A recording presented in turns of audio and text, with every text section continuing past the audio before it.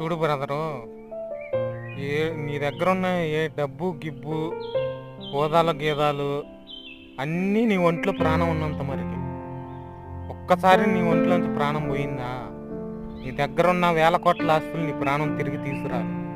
మరెందుకు బ్రో డబ్బు గిబ్బు అని అంత విర్రవీగుతావు? మరి ఎందుకని? వేల కోట్లు, నీకున్న వేల కోట్ల ఆస్తులు, అక్రమ సంపాదన అవన్నీ ఒక్కసారి నీ ప్రాణం పోతే తిరిగి అయితే తీసుకురాలి. సో దాన్ని బట్టి నువ్వు ఒకటే ఆలోచించుకో, నీతిగా న్యాయంగా సంపాదించిన డబ్బు నీ డబ్బు.